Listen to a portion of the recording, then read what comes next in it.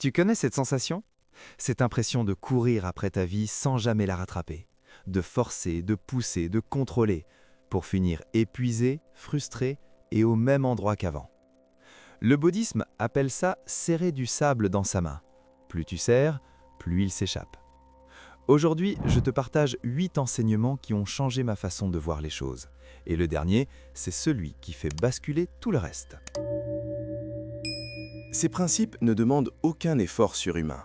Pas de méditation de 4 heures, pas de retraite au Tibet. Juste un changement de regard, un déclic. Et ce déclic, il peut arriver maintenant, dans les prochaines minutes.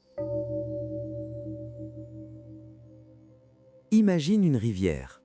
Elle ne demande pas la permission pour couler. Elle ne lutte pas contre les rochers. Elle les contourne, elle avance. C'est ça, le premier enseignement. La vie a son propre rythme. Un jardinier ne tire pas sur ses plantes pour les faire pousser plus vite. Il sème, il arrose, il attend. Toi aussi, tu peux poser tes actions avec soin, puis lâcher. Les détours, les retards ou les imprévus, ce sont des maîtres silencieux. Ils t'enseignent ce que l'urgence t'empêche de voir. Voilà le piège le plus vicieux. Tu imagines comment les choses devraient se passer. Tu places ton bonheur dans ce scénario précis. Et quand la réalité diffère, frustration, déception, souffrance. Pense à un enfant sur la plage. Il construit un château de sable. Il sait qu'une vague viendra peut-être tout effacer. Ça ne lui enlève pas le plaisir du jeu. Pourquoi? Parce qu'il vit dans l'acte, pas dans le résultat. Lâcher les attentes, ce n'est pas renoncer à tes rêves, c'est arrêter de suspendre ta paix à un futur incertain. On vit dans un monde qui glorifie la vitesse. S'arrêter semble suspect, presque coupable. Pourtant, pense à la musique. Ce ne sont pas les notes seules qui créent la beauté, c'est le silence entre elles. Sans pause, il n'y a que du bruit. Ta vie fonctionne pareil. Sans espace, tout devient confus, lourd, épuisant. Une pause, même de 30 secondes, peut tout changer. C'est comme laisser l'eau troublée redevenir claire. Tu passes combien de temps à t'inquiéter pour l'avenir? À calculer, anticiper, prévoir chaque détail? Et combien de fois la vie a pris un tournant que tu n'avais pas prévu? Voilà la vérité. Tu n'es pas le capitaine absolu de ton navire. Tu orientes la voile, mais c'est le vent qui te fait avancer. Cette idée peut faire peur, ou elle peut te libérer. Car si tout ne repose pas sur tes épaules, alors tu peux respirer, agir avec sagesse, puis lâcher le reste. Rien ne reste figé, jamais. Résister au changement, c'est comme vouloir arrêter le vent avec tes mains. Tu t'épuises et le vent continue. L'eau, elle, ne résiste pas. Elle prend la forme de chaque récipient, elle contourne chaque obstacle. Et pourtant, elle sculpte des vallées. Être flexible, ce n'est pas être faible, c'est être intelligent.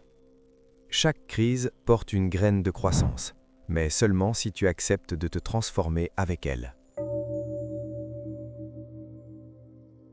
Il y a des choses que tu ne peux pas changer. Le temps qui passe, certaines pertes, certaines réalités. Lutter contre elles, c'est une guerre perdue d'avance. Le bouddhisme distingue 2 catégories, ce qui dépend de toi et ce qui n'en dépend pas. Tes pensées, tes paroles, tes actes, sous ta responsabilité. Le reste, lâche-le.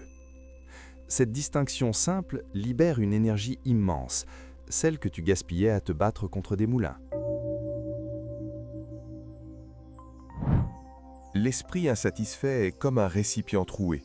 Tu verses, rien ne suffit jamais. L'esprit reconnaissant, c'est un vase plein.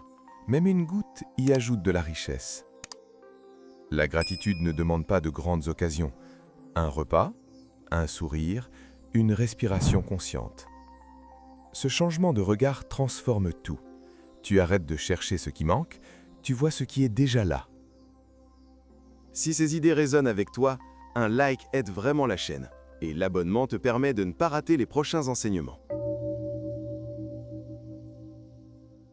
Et maintenant, le plus important. On attend souvent les grands moments pour être heureux. La promotion, le voyage, la victoire. Mais le bonheur, il se cache dans les détails.